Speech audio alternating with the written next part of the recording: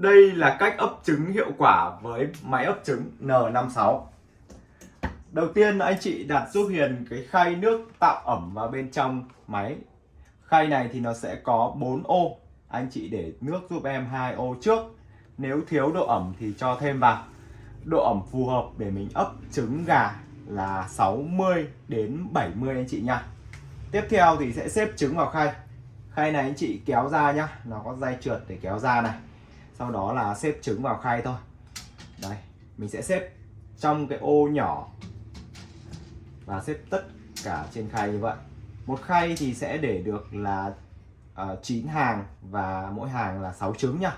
Tổng cộng là 54 trứng. Đấy.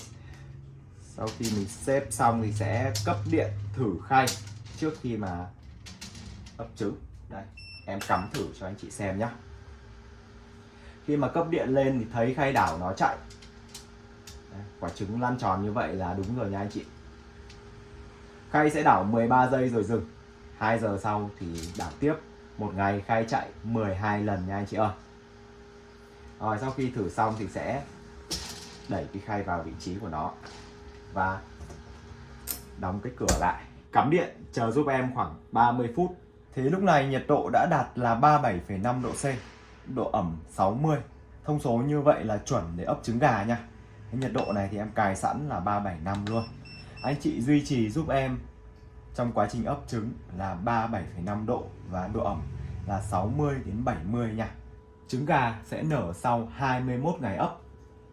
Khi ấp đến 18 ngày, anh chị hãy lấy cái rổ mà bên em gửi kèm đây, lót một cái khăn xuống phía dưới và đặt những quả trứng mà đủ ngày xuống phía dưới để mình cho nó nở ở phía dưới nha. Còn phía bên trên này thì anh chị có thể để thêm trứng mới vào, mình ấp thành nhiều lượt khác nhau.